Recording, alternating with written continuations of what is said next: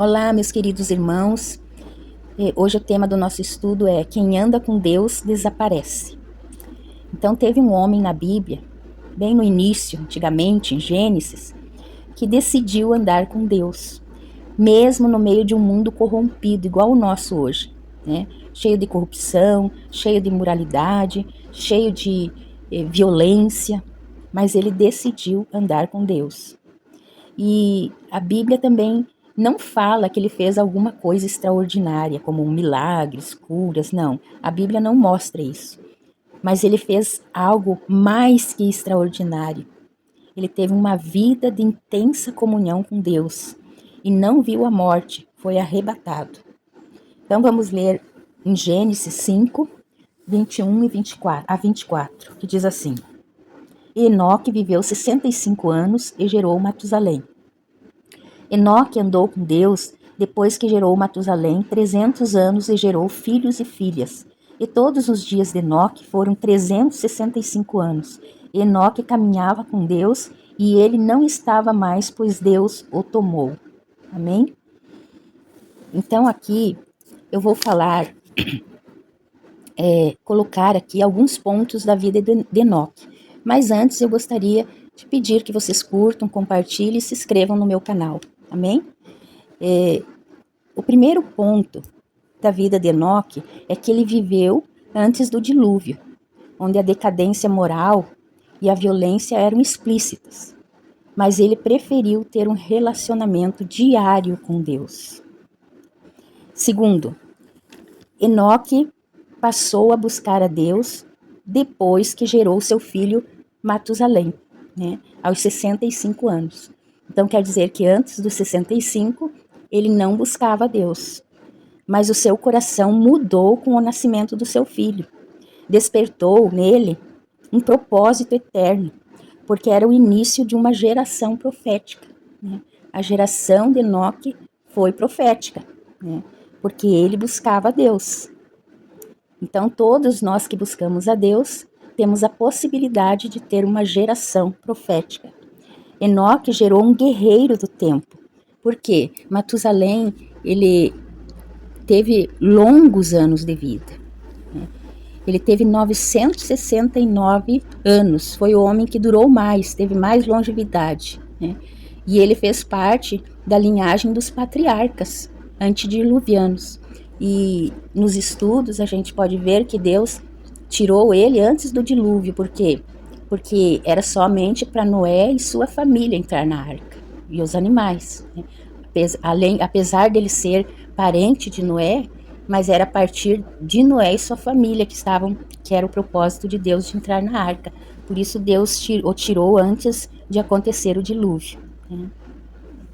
Então aqui, Enoque, ele entendeu que não era só gerar um nascimento físico do filho, mas sim era preciso ensinar, orar, proteger e andar com Deus por causa da sua geração. Então aqui ele não andou com Deus somente por causa dele próprio, mas sim porque ele pensou na sua geração, né? E nós também não podemos gerar nossos filhos só fisicamente, mas temos que aprender a buscar a Deus para que a nossa geração seja abençoada por ele também. Amém? Terceiro tópico. Andar com Deus é muito mais do que fazer algo, do que frequentar um culto ou do que liderar algo.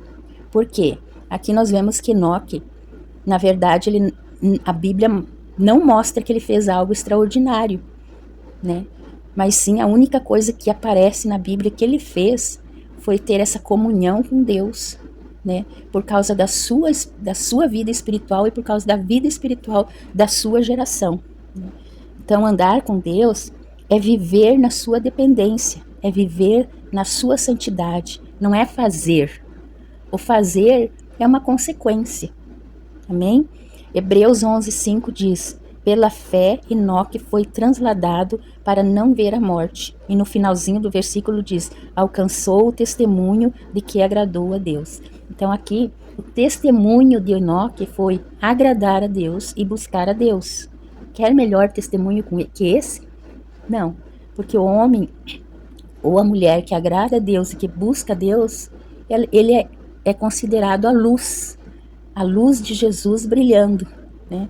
Então não é necessário fazer nada extraordinário, porque com a luz de Jesus, essa luz já age. Não é preciso nós fazer. A luz já age no mundo. Amém? Glória a Deus por isso. Outro ponto. Enoque representa todos aqueles que têm uma vida tão íntima com Deus que já estão prontos para subir a qualquer momento.